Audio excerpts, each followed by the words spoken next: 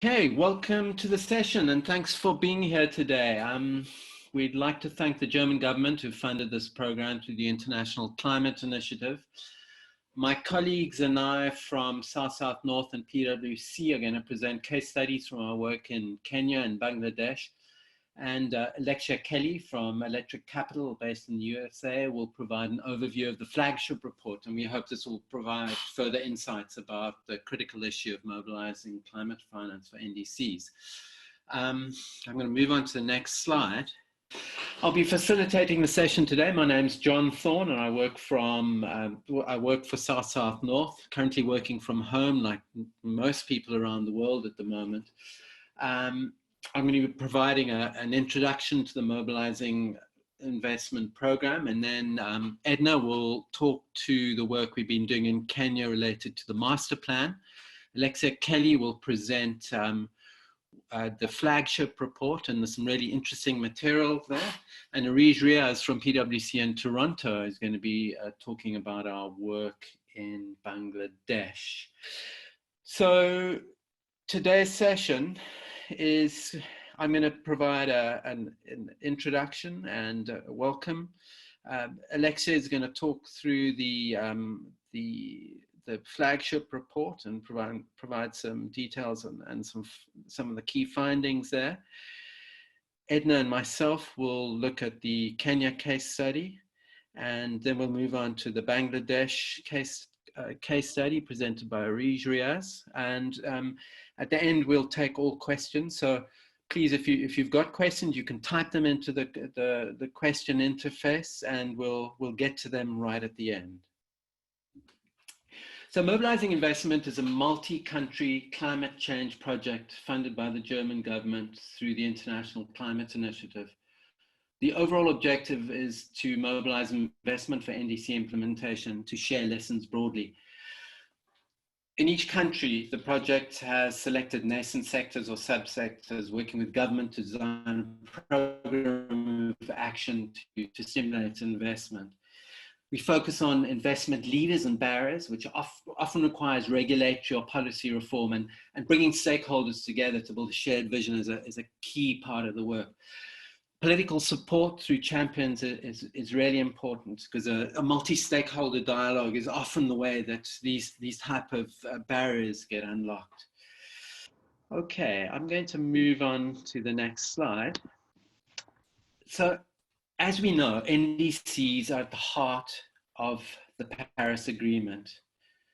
They outline country climate action plans, and much of the ambition contained in developing country NDCs is conditional on receiving financial support. What we do know is that finance flows are increasing, but there's a growing gap, and that means that climate action is not being supported to the extent possible. So developing country capital markets are often not well developed. Debt is expensive, and in countries like Ethiopia, which is one of our focus countries, the private sector is underdeveloped and regulations make foreign investment often tricky. What I can say is that there are no silver bullets. We've got to engage at a sector level to address barriers and develop incentives and build consensus with stakeholders and find champions to support the work. So we hope that today's session will shed some light onto this. The slide shows the geographical spread of the project. We have Peru and Dominican Republic in the Americas, we've got Ethiopia and Kenya in sub-Saharan Africa, and Bangladesh and Vietnam and Philippines in Asia. I think it's important to note that these countries represent some of the most vulnerable countries globally to climate change, yet they've collectively and individually, they've contributed very little to global greenhouse gas emissions. Climate risks across all the countries are similar. Vietnam and Philippines and Dominican Republic are exposed to increasing violent tropical storms, and also sea level rise is causing coastal water to be salinated, and also destruction of coral reefs is impacting on fishing livelihoods. Bangladesh is at significant risk of flooding in the Ganges Brahmaputra Delta, and that has already displaced millions of people. Ethiopia and Kenya are experiencing droughts, and this has impacts on rural farmers. And East Africa is also exposed to extreme rainfall events. And in October 2019, we saw violent floods that displaced hundreds of thousands of people. It hardly made the news. Peru, similar problems of water scarcity for farming, as well as increased melting of tropical glaciers. So this is really a simplistic overview of the activities of the program. At a high level, we aim to identify opportunities through scoping studies where we evaluate various sectors with input from government. We address barriers and incentives. We build pipeline and secure funding commitments, and engage widely and share the lessons that emerge. So our approach to this work, it's methodical and process driven. So we aim to consult government, develop scoping studies, respond to demand, build local capacity, and engage broader stakeholder groups, and competitively procure discrete work packages. And while we're doing this work, one of the important areas that we work in is to consult the private sector and keep on asking the question, what does the private sector need to invest in this sector? And then we take that back to a multi-stakeholder dialogue, and I often find that is able to unlock barriers and develop levers to build the sector and build an environment for investment. This slide provides an overview of the sectors and subsectors by country.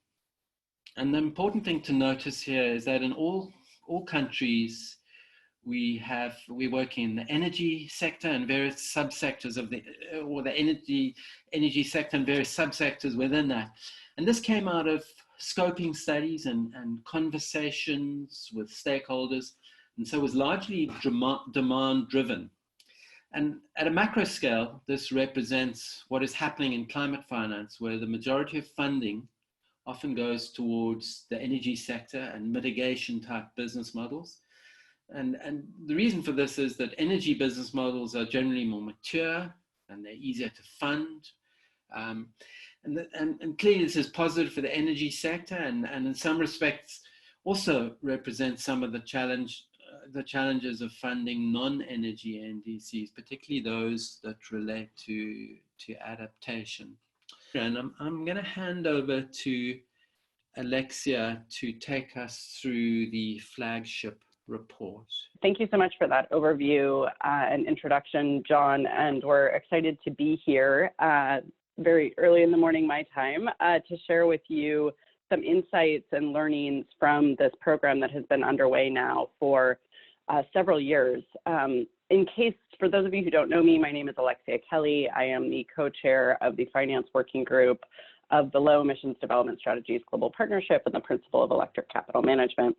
The LEDS GP has been around for more than a decade now and provides support to developing countries and implementing institutions around the globe across a variety of issues related to mobilization of resources and support for low emissions development strategies.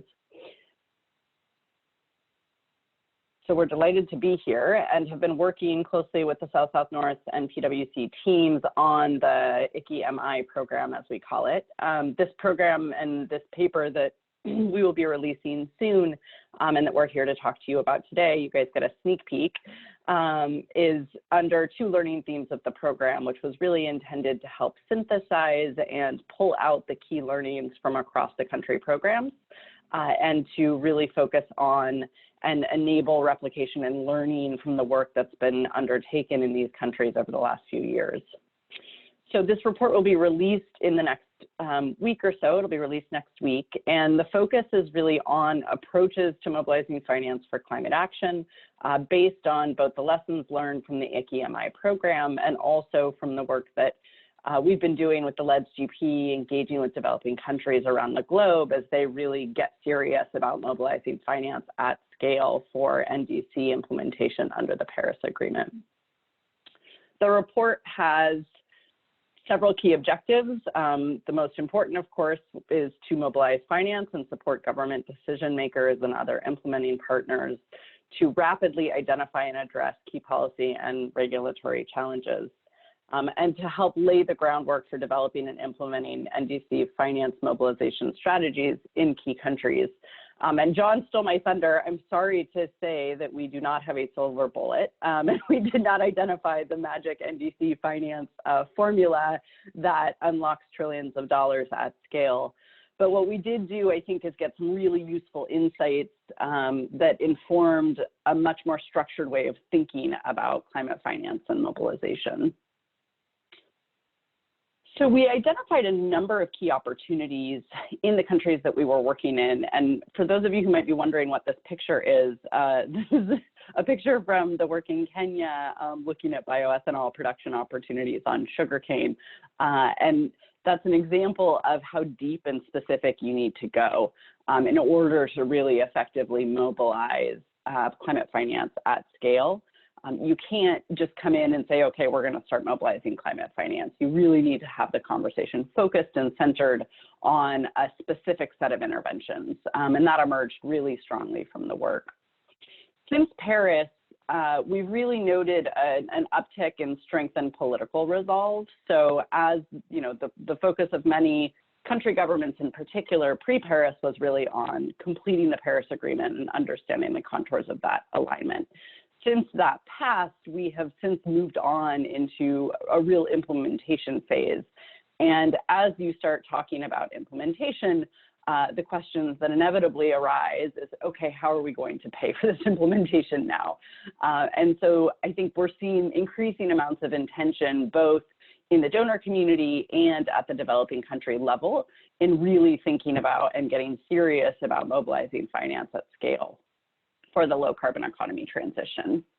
There is no one size fits all. It seems obvious, but it's important to note every country is going to have its own unique constellation of interventions and approaches that really enable us to mobilize finance successfully.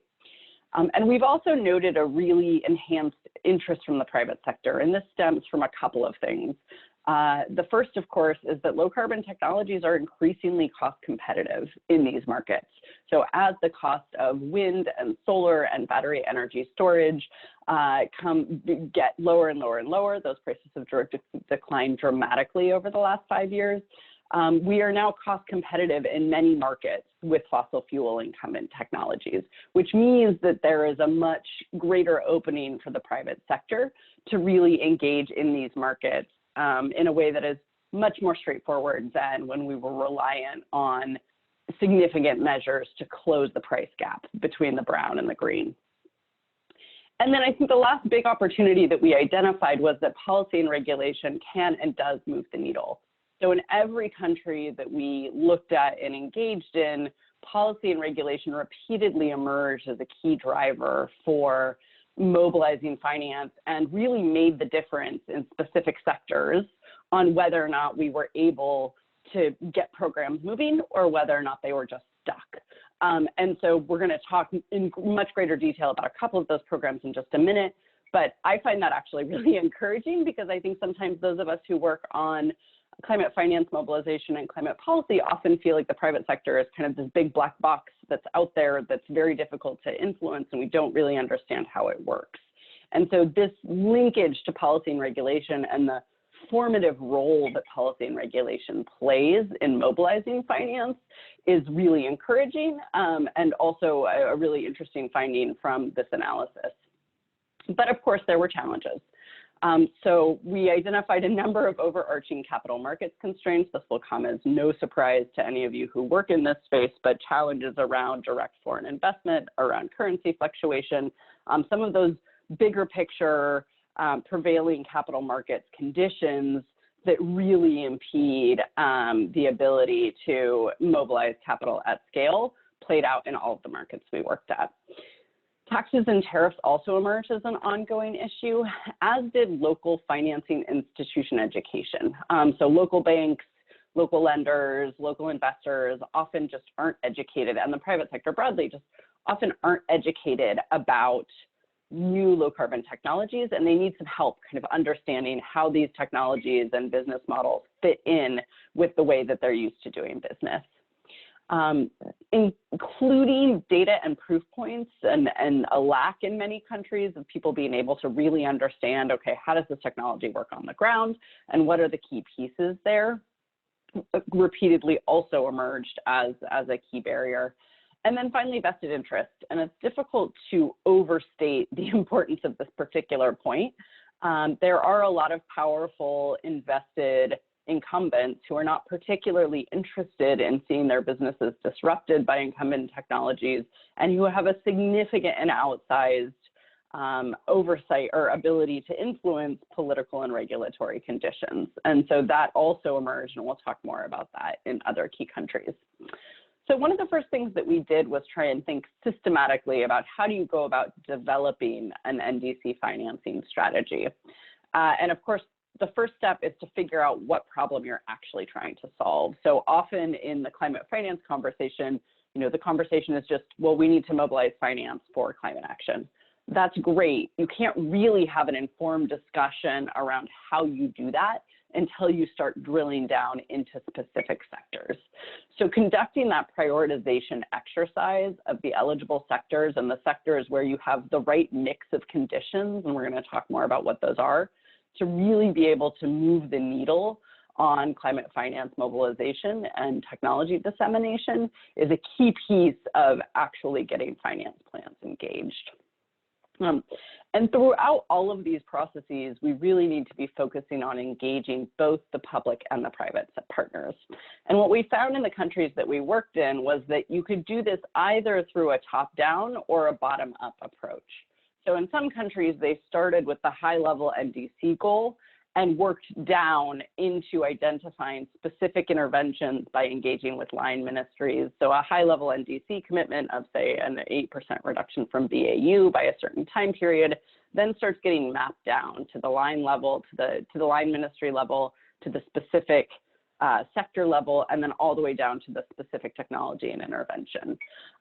In other markets, what we saw was that they went the other way. We said, okay, with the Clean Energy Investment Accelerator program in Vietnam, we started with rooftop solar and the need for renewables for corporates, and then worked back up through that analysis of existing capital markets, policy, and regulatory structures that were impeding uptake of that specific technology, which then, of course, at the end of the day, maps back to high-level NDC goals. So this combination sort of comes back to the point of there is no one right way to do it, and that you need to think systematically about getting from A to B when you're trying to identify how to actually unlock financing for a specific sector. The second and probably most important point in this entire process is actually developing a stakeholder map from across the public, private, and financial sectors. So we really can't mobilize finance or increase scale of adoption of a particular technology unless you have the political, the regulatory, and the financial elements in place necessary to do that. The nice thing about engaging with the private sector and mapping these key stakeholders is that you can very quickly understand the 2 or 3 key things, and it usually is only 2 or 3 key things that's really impeding uptake of a specific technology or business model. And we'll talk more about how that played out in both Bangladesh and Kenya in just a moment. It's really important in this process to assess, and here I'm using this jargon loosely, but both winners and losers. So there are people, as I mentioned before, who are likely to not benefit from a disruption of a particular market, introduction of a new low carbon technology, a new set of actors. And the incumbents are also often very well resourced. So as we've seen repeatedly in my country, the United States, the fossil fuel lobby industry is very strong and they are incredibly well resourced, and they are able to very effectively address policy changes and stop policy changes that negatively impact their industry. And so we see this repeated in many of the countries. And so in order to really mobilize finance at scale, you need both a political strategy as well as a financial strategy. And it has to be done in coordination with all of these 3 entities.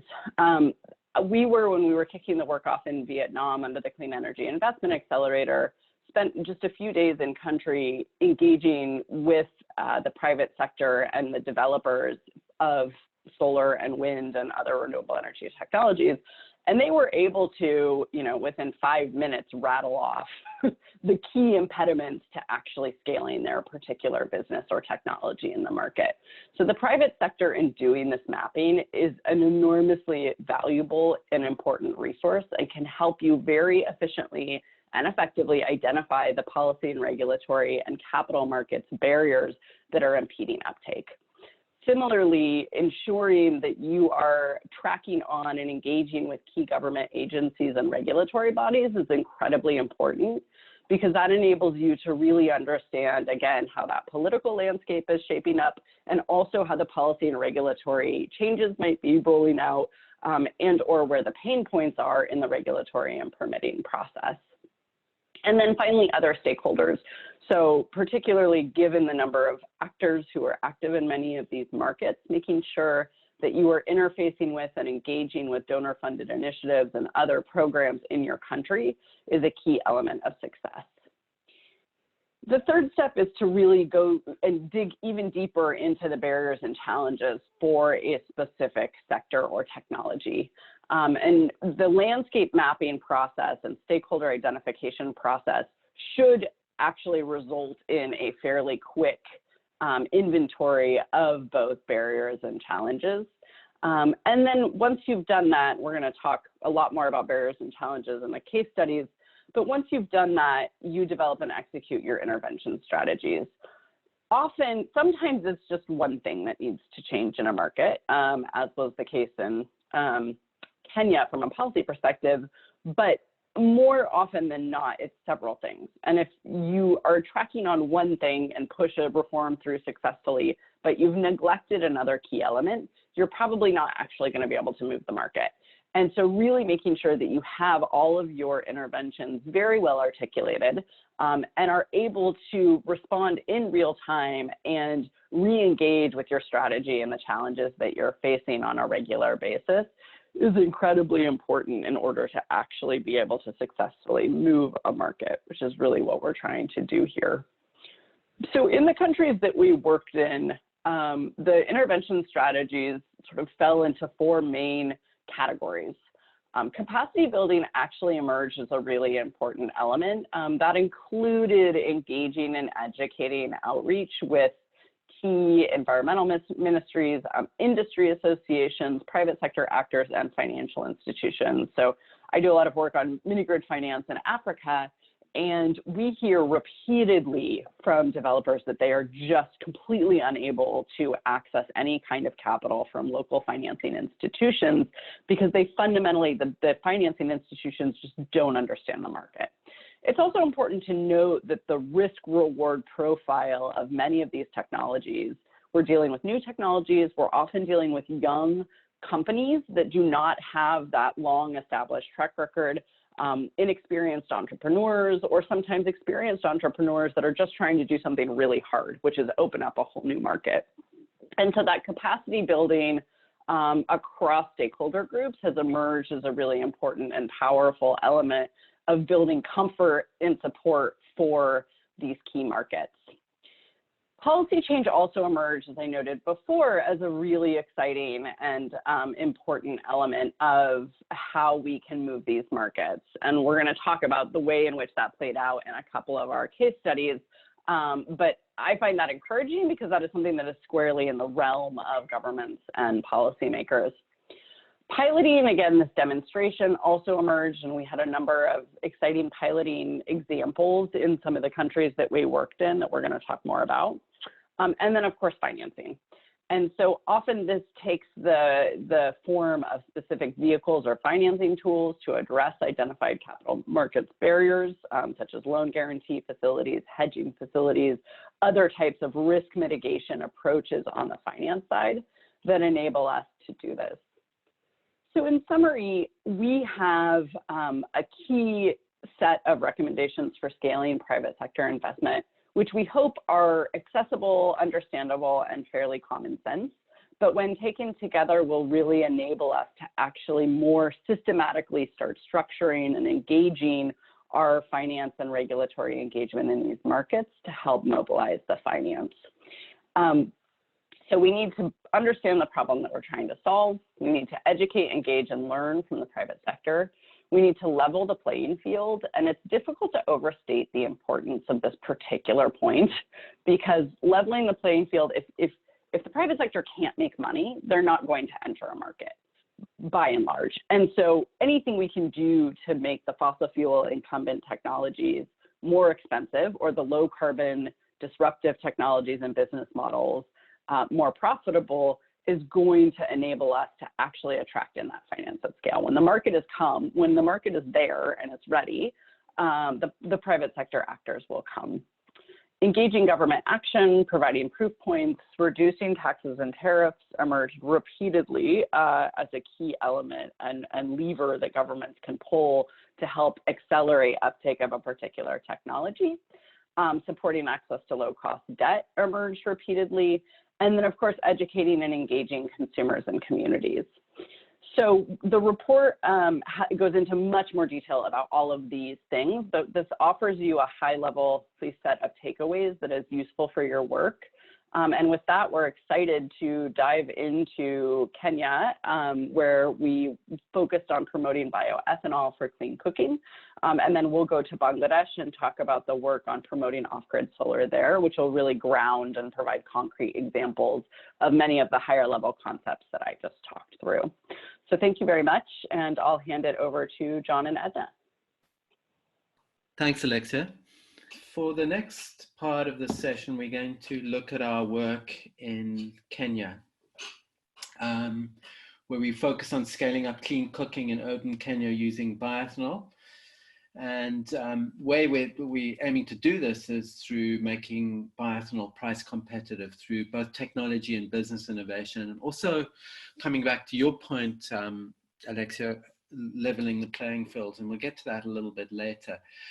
So within Kenya's NDC, some of the key priority areas are agriculture, forestry, and energy. And attached to these priority sectors are the key energy challenges in lower income households, which are related to the use of dirty cooking fuels such as kerosene, charcoal, and firewood.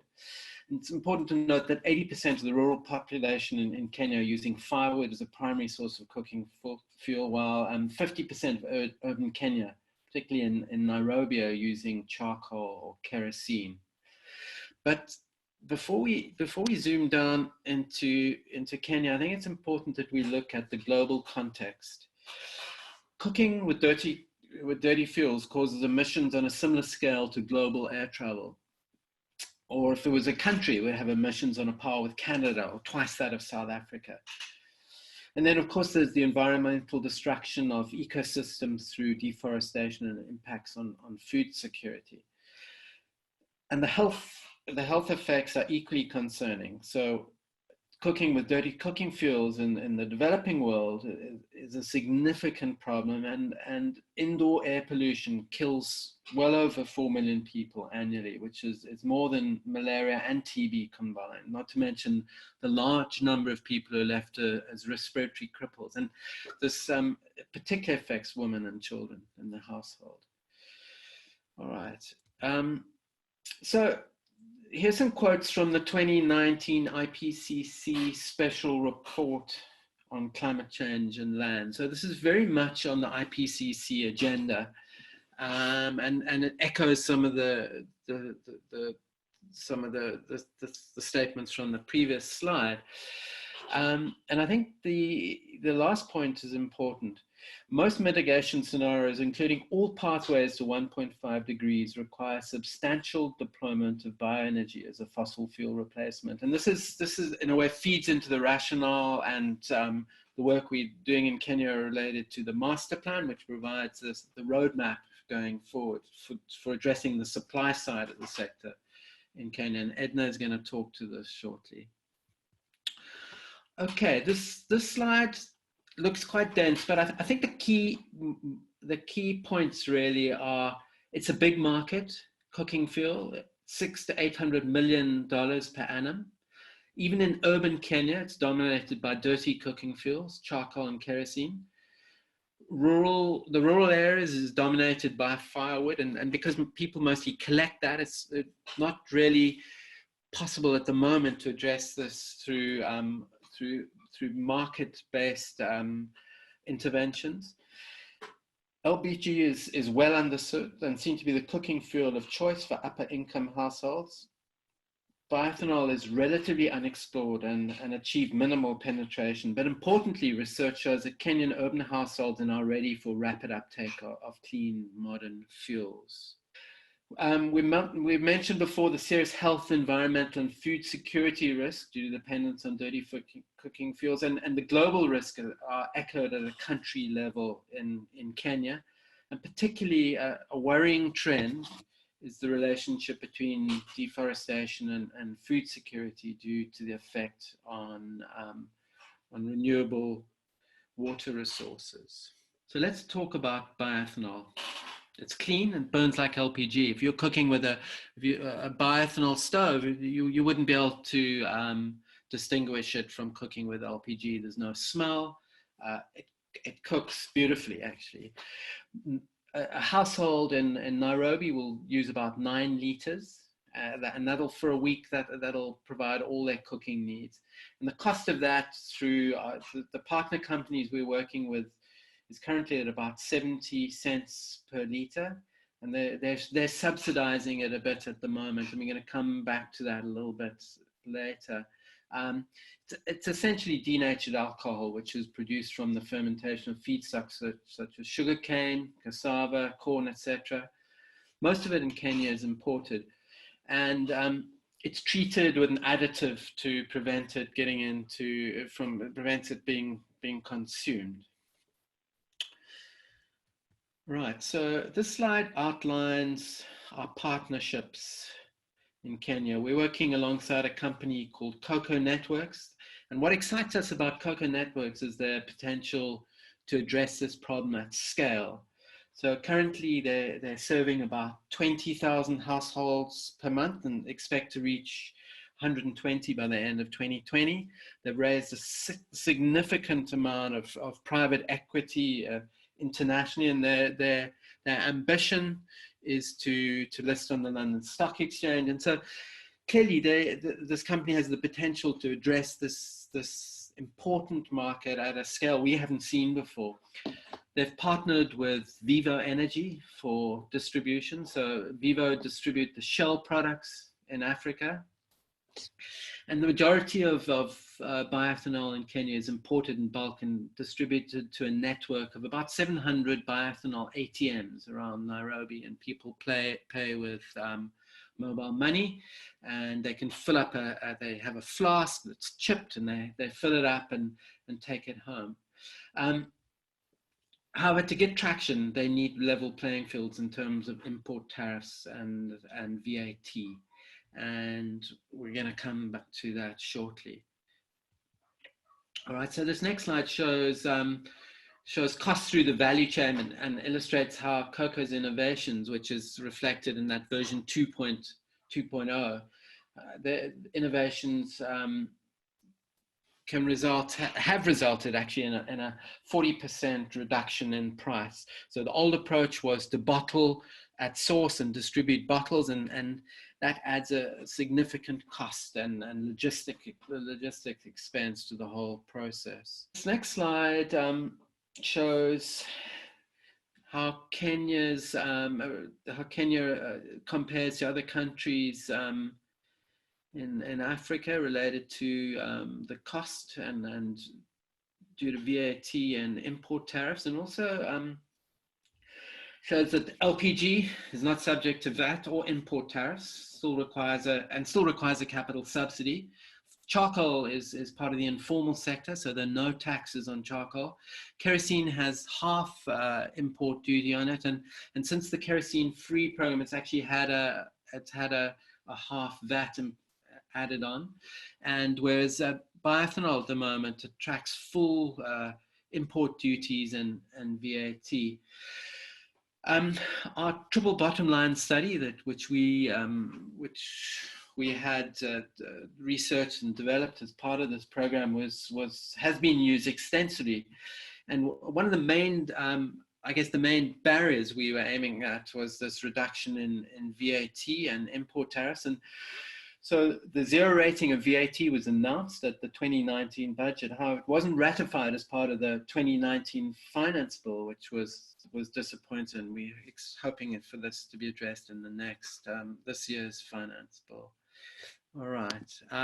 This next slide shows how bioethanol would look if those two, the VAT and the import taxes were removed. So I think really this slide shows some of the relationship with clean cooking and the SDGs, and it's clear the full transition of kerosene and charcoal users to bioethanol in Nairobi would help towards achieving the SDGs and would significantly contribute towards Kenya's NDC emission reduction targets. Okay, this next slide shows how the growth of bioethanol would help to strengthen the Kenyan economy through tax revenue on domestically produced bioethanol, trade balance, job, and food security. And then the next steps in this program are to expand to secondary cities in Kenya, and potentially an exciting expansion would be to Kampala. All right, so I'm going to hand over to Edna to take us through the master plan. So thank you so much, John, for that introduction. I'm basically going to go through the process that we conducted here in Kenya to develop the ethanol cooking fuel master plan, which I'll onward refer to as the ECF master plan. So perhaps you are asking, why did we choose to settle on a master plan as the foremost step in trying to mobilize private sector investment in the clean cooking sector?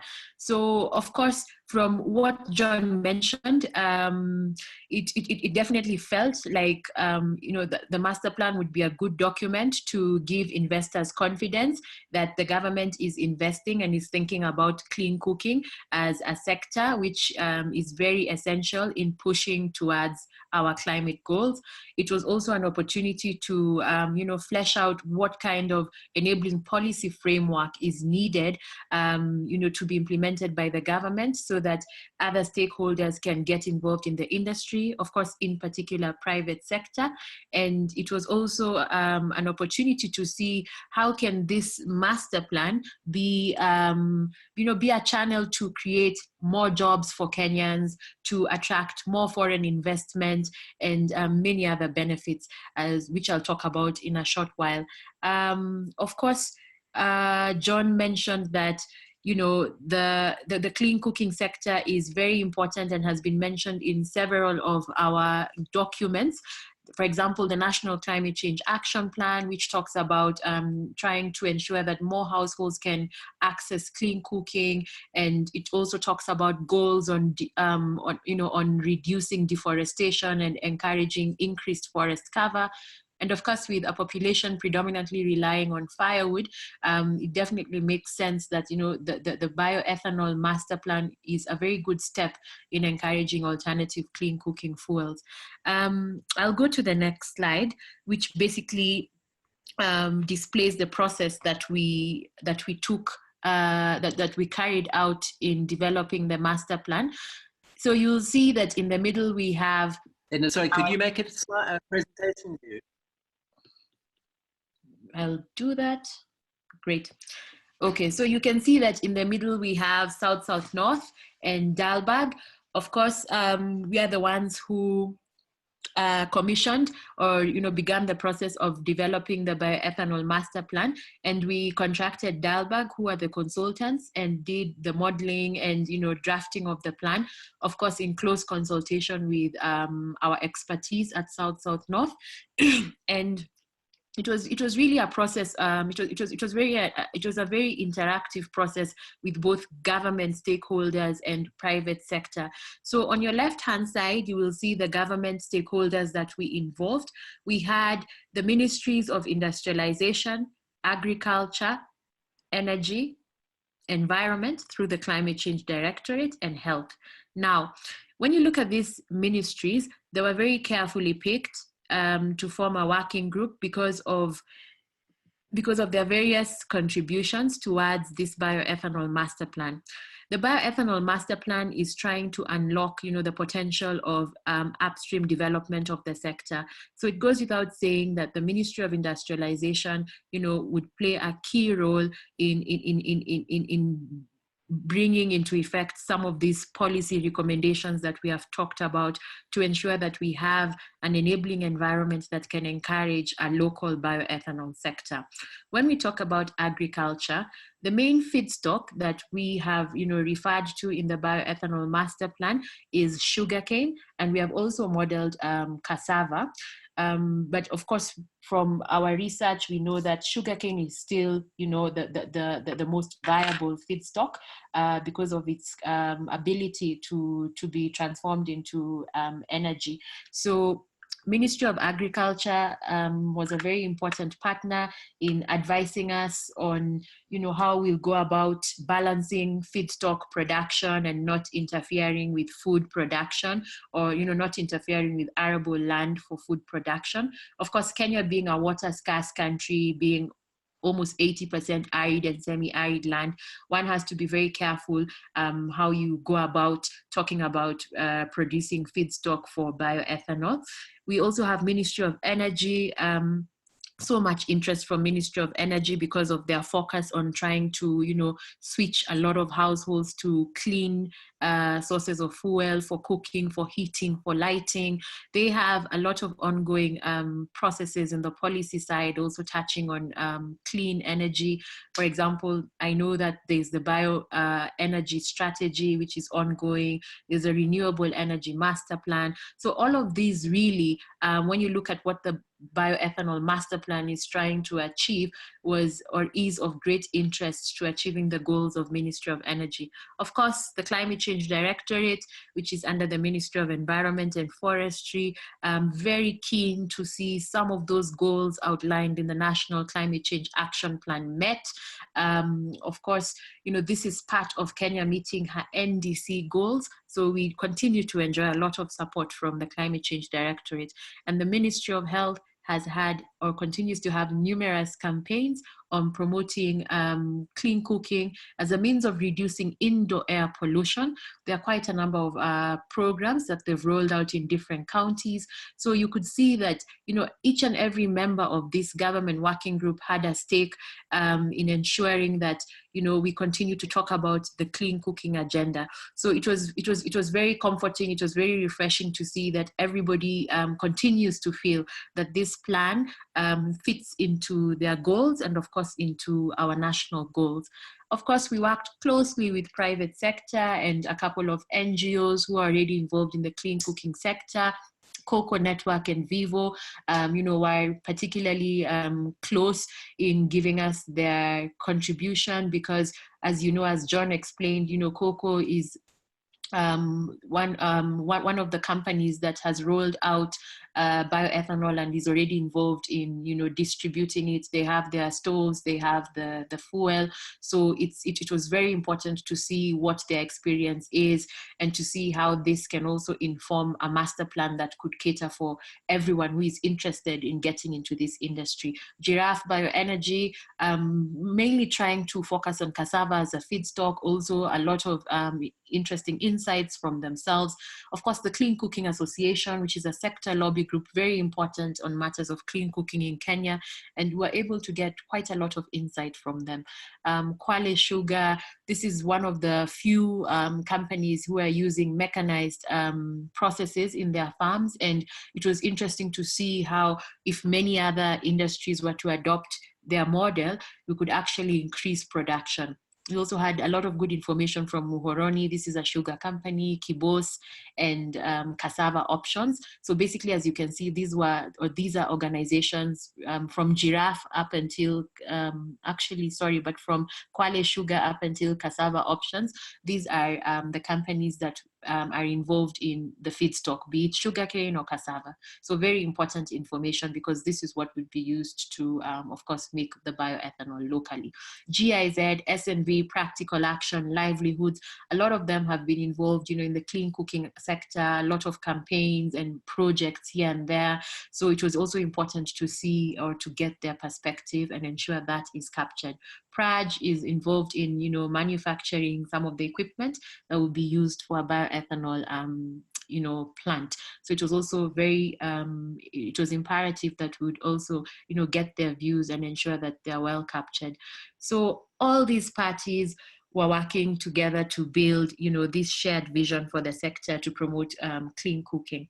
So some of the key findings of the master plan were: one, the ability of the plan to create lots of employment. We're talking about 370,000 jobs perhaps being created, particularly from the feedstock production. We're talking about new income for smallholder farmers, up to 180,000 Kenya shillings per year, which translates to $1,800 per year for a smallholder farmer.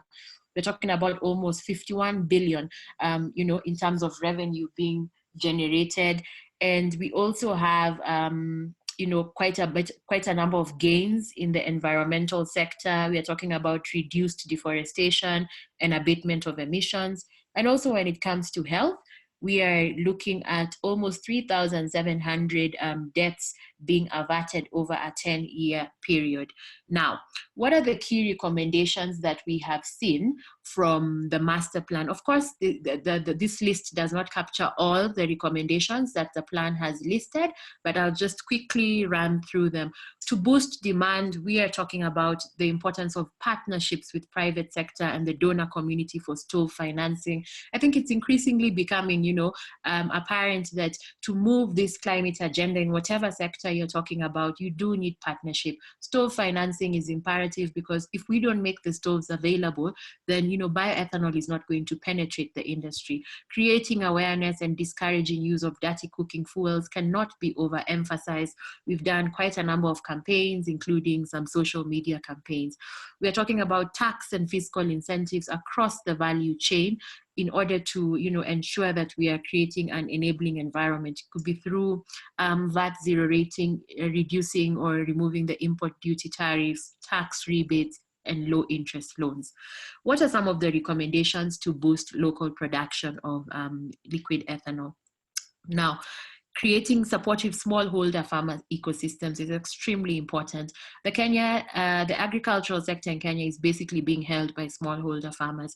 It's important that we see the challenges that they have, we address them, and we present the bioethanol sector as an opportunity for an additional revenue stream.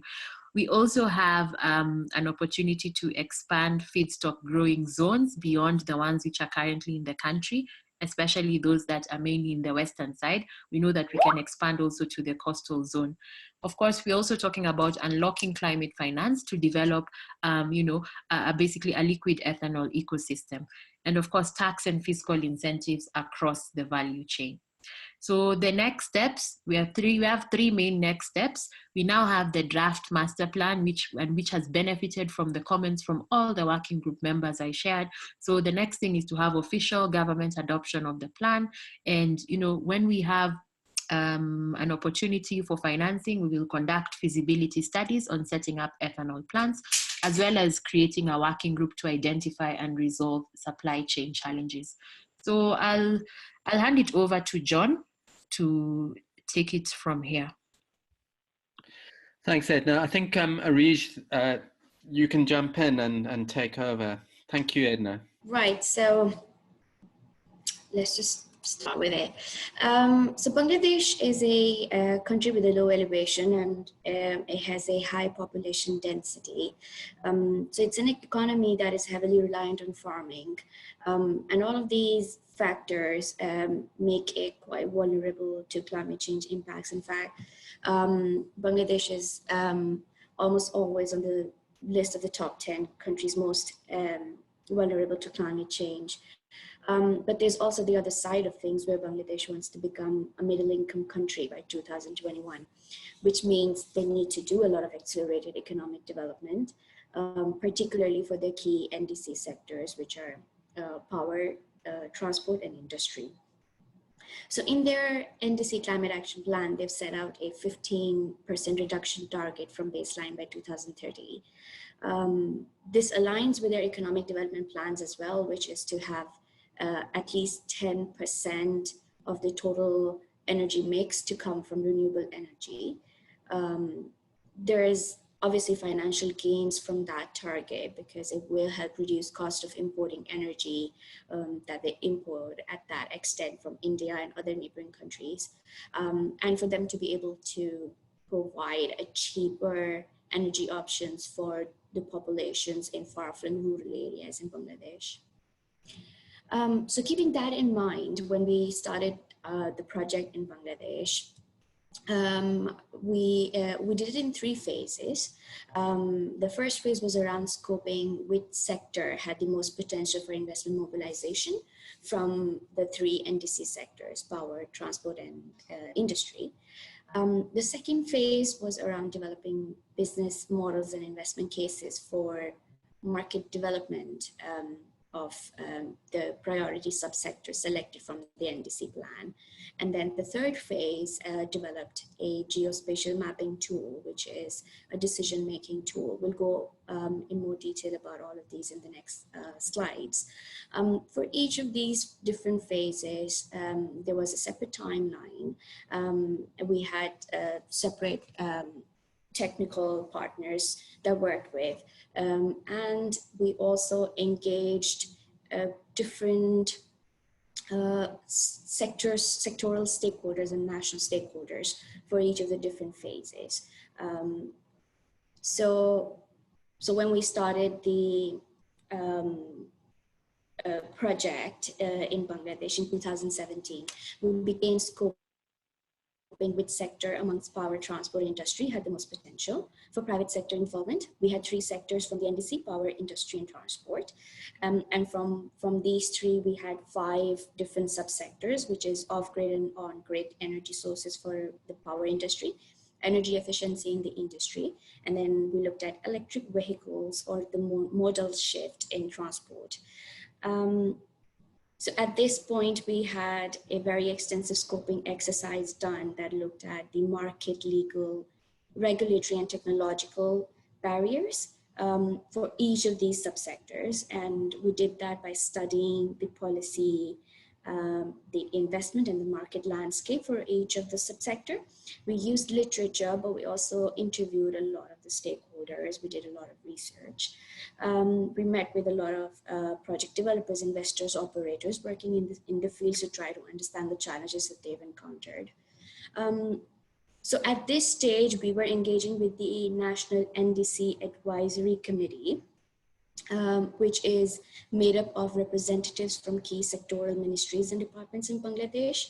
So the likes of, planning ministry, planning department, the Ministry of Environment and Forest, Ministry of Transport, Ministry of Road, Ministry of Highways, Ministry of Power, a lot of the different key ministries that you have that work around integrated economic development in a country, basically.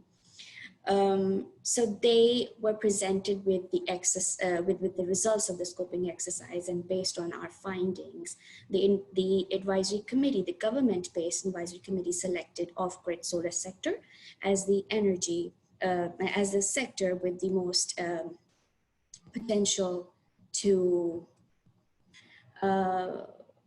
for mobilizing investment.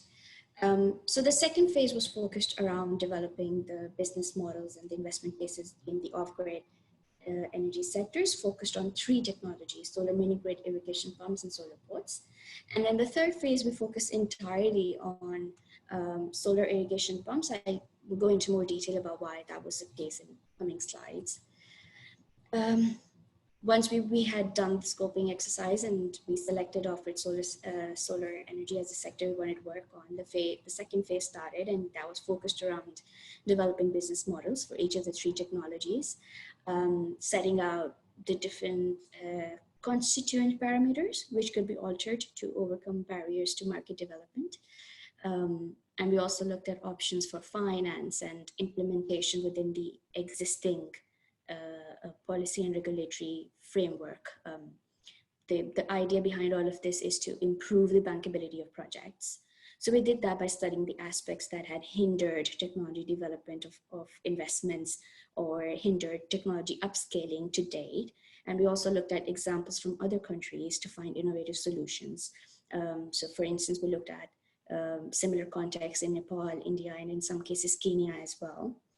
The recommended changes were then expanded into investment cases that show the financial impacts of each recommended change and the financial opportunities these technologies present to different kinds of financiers, be it public financier, commercial, private. We also developed a roadmap document that recommended 4 to 5 key policy or regulatory actions that can further reduce the barriers to investment for solar mini-grids and solar irrigation pumps. So you'll see from the slide, the investment case wasn't developed for solar boats. The reason why is that solar boats are a nascent technology. They're not really that established to the extent where its impact, where its potential can be studied. So while we were able to develop a business model for future solar boats related projects, this market still needs more demonstrative exercises and testing before investment cases can be developed. So because solar boats is a nascent technology and solar mini-grids are well on the way of developing further, the government's focus lies on solar irrigation pumps. So for the third phase, we focused on irrigation pumps.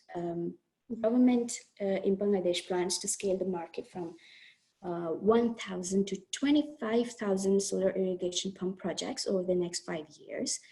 And while there are great extension plans, this still presents an opportunity for selling excess energy back to the grid. And there were other reasons for us to select solar irrigation pump for our third phase. This is a sector that has currently low utilization outside of the irrigation season, the borrow irrigation season. It's also has had a low uptake by farmers because of high investment and operation costs. And there's a mismatch between project cash flows and debt obligations. So for phase 3, we developed a geospatial mapping tool as means to provide a dynamic but flexible decision-making tool that can help to reduce risk by increasing understanding of potential revenues for investors and help to enable the rollout of solar irrigation pumps by identifying best sites. So this tool combines GIS data, economic modeling, national experiences, and international evidence to reveal the most attractive sites for solar irrigation projects. So the economic model basically calculates irrigation demand. It looks at revenue. It looks at cost of deploying solar irrigation pumps. To make this mapping tool, we had to collect extensive data sets ranging from, as you can see in the table, groundwater depth, crop yields, population density, electricity grid, which meant flow of data from various multiple sources. So like government institutions, that are like Renewable Energy Development Authority or the Infrastructure Development Company, which is a financial intermediary for the government, or BADC, which is the Bangladesh Agriculture Development Corporation, Bureau of Statistics, Power Division, investors, operators, international organizations. There was a lot of engagement involved. So this is basically a snapshot of what the tool looks like. It's hosted on Tableau, and it provides an interactive visualization of the results of the economic modeling that we conducted in Excel. Each 2 by 2 kilometers square has a rating of 1 to 10, with the gray being lower rated cells and the orange cells being the more highly rated ones. So the map, you can move it, you can zoom in and out of it manually, or you can direct it to a specific district. So the current scenario in this particular picture shows the attractiveness of solar irrigation project sites, assuming the electricity generated by the sites is just used for irrigation. You can see the areas with the higher potential are in the north and the southeast of the country. There is a switch in the upper left corner that allows you to change this to a scenario in which the attractiveness rating considers, selling surplus electricity to local households or the grid. So I'm just going to run through a couple more snapshots of this tool just to see, just to show you how the attractiveness changes when you choose one of the scenarios. So the next picture is going to show you a scenario where surplus energy is sold to the grid. So this increases the potential revenues, and therefore, it has moved from a number of more cells from gray to orange and from light orange to dark orange. And in the next scenario, we've changed the prop and irrigation prices. So you can see that the increase in the prices has a significant impact on the attractiveness of those sites for solar irrigation projects. And that is kind of, indicative of the impact that an increase in tariff has. This tool was made to address barriers limiting solar irrigation pump upscaling. So for instance, there's low utilization of solar irrigation pump projects outside of the borough irrigation season. But this tool can help increase understanding on utilizing surplus power from outside the borough season.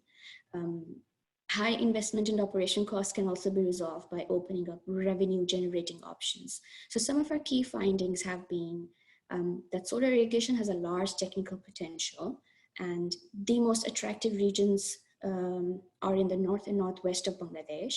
And the sale of surplus power to the grid could make an important contribution to the commercial viability of such projects. Overall, from all of the three phases, we've had a number of key outcomes. So it has been increased private sector awareness of investment opportunities and incentives in the off-grid solar sector through the promotion of specific investment cases that we developed. We've registered clear interest in application of business models that we developed on a broad pipeline of off-grid solar opportunities. One example is the Rural Electrification Board in Bangladesh is working on a pipeline of solar irrigation pump projects with Asian Development Bank, and they've been a constant participant and in all of our project workshops and have engaged with us. We also got consensus from stakeholders on the recommendations that we gave in the implementation roadmap. Some of these recommendations have also seen an immediate momentum. For instance, the Renewable Energy Development Authority and Power Division are developing a net metering policy and compensation guidelines, which is something that we had recommended to them. And they're also working with project developers to explore some of the challenges that project developers relate to us around project development, data gathering, tariff reforms, technical standards. We also provided opportunity for networking and information exchange for investors, policymakers, and financiers. And we're seeing replication of methodology in different contexts. This includes work with PwC India and other teams. For example, in India, they're looking at revenues for farmers themselves from selling energy back to the grid if pump costs are subsidized. Some of our key findings and learnings are in this slide. So to date, 22 mini grids and 1,131 irrigation pumps have been deployed in Bangladesh. The main financing is public sector sourced and is largely made up of a grant component. It's steered by IDCO and also Central Bank of Bangladesh, the Rural Electrification Board, and the Bangladesh Agriculture Development Corporation. Because of these grant components, the private investors like commercial banks cannot compete with these financing schemes. Also, investors are usually looking for risk-free investments, but not every private project developer has guarantees to provide for the loan components. There are obviously other factors limiting private sector involvement as well, like the lack of awareness of investment opportunity, which is why we actually develop the investment cases, so the business opportunity can be understood and shared with investors. Other factors also include, their concerns regarding grid expansion plans because they have remained uncertain at best.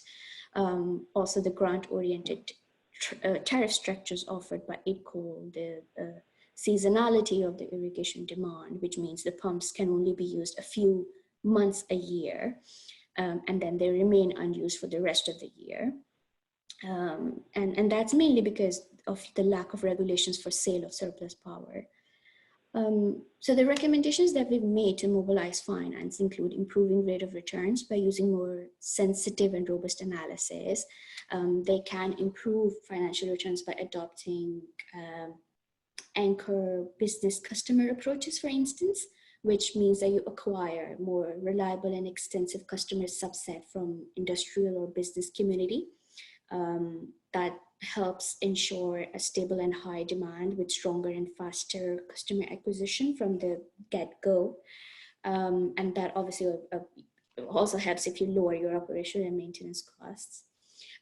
We also learned that solar BOS is a nascent technology, not only in Bangladesh, but across the globe. There are many technical design challenges that still need to be studied and explored first before it can be deployed in market and before we understand the investment opportunity it brings. Lastly, we also had a few internal program level learning. So for instance, we learned that increasing the frequency of engagement in country with public sector stakeholders ensures a longer term commitment. However, it's equally essential to be consistent in the engagement. We also found that having the same project team members at mission ensured a continued relation and helped us access information and data, which government institutions are often not too keen to share with everyone. Great, thank you. Sorry, just the last point. Sorry, Arish. Yeah, great, thank you. Okay, fine. Yeah, just wanted to say that having a bit more space in the workshops for interactive discussions helped us bring up more recommendations come to life, and more actions were uptaken by the policy members because of that. Great, thank you so much, Arish, for those insights. We appreciate it. And since we'll go 5 minutes over, so we have an opportunity to answer a couple of questions. So thank you. And I think both of those presentations did a really nice job of illustrating the importance of engaging the private sector in mapping out clear paths to reform and helping connect the dots from specific new technology to broader implementation and uptake across these markets, and also the role that data and information play in pointing the way to the private sector to identifying key market opportunities and connecting the dots across the various stakeholder groups that need to be at the table and engaged in any climate finance mobilization conversation. So we had a couple of questions in the Q&A box, which are directed to John. And if you have additional questions or even just comments or observations, please feel free to input them into the Q&A and we'll work through them in order in the next couple of moments for those of you who are able to stay on for an extra 5 minutes or so. And the first question is for the Kenya team, and it pertained to whether or not bioethanol can be used independently or if it needs to be mixed with other fuels like petrol and ethanol blends. Bioethanol can be used independently. Great. And I think that the cocoa model was pure bioethanol, correct? Yes, it was. It was not a blend. Yeah. I mean, there are mandates for blends in some of the secondary cities for blending ethanol with petrol in some of the secondary cities, but they haven't been followed. So the regulations are there, but they haven't been followed through. But I think because of a shortage in Kenya of of ethanol. You know that the Brazilian case study where all petrol is diluted up to 25% or even more, I think. Yeah. Okay, great. And there was also just a question around kind of the ethanol production in a distillery context and how the effluent is managed. Now, I'm afraid I don't know the answer to that, and I'm sure there are processes that, depending on which processes you use, that are more polluting than others. And clearly, whatever we implement needs to have a set of safeguards wrapped around it, so we make sure that we're not undermining our work through environmental impacts sort of in the value chain. So I think that that's an important point. Mm-hmm. And someone from Kenya asked if we could specify the cities and regions that the work took place in Kenya. Yeah, sure. So the work took place, of course, at a national level where we were making the master plan, thinking of, potentially scaling up, this bioethanol industries in the parts of the country where feedstock is currently produced. So those would be mainly the western counties, the counties in the western region that produce sugarcane. And we also included the counties in the coastal region, which have very good potential in terms of, ecologically producing sugarcane and cassava. Now, COCO's model has already rolled out in Nairobi County. So we actually have households currently using bioethanol and a few other satellite, cities just neighboring Nairobi. With time, they propose to roll out to other areas. Mm-hmm. Great, thank you. And we didn't touch on this in the presentation, but one of the interesting findings from the Kenya case study that we talk about in the report is this spotlight on cultural considerations and the important work of engaging with communities around changes and adoption of new technology. And the team did a really cool, basically public service announcement style video around the health dangers of dirty cooking fuels and highlighting the opportunities that clean cooking fuels presented. And so really thinking comprehensively about cultural considerations as you're looking to introduce new technologies into markets also emerged as a key finding from this work. So with that, we're going to wrap up this webinar. Thank you so much for joining. We will make both the slides available and also the full report when it is released next week. So if you're interested in receiving a copy, we'll send that out.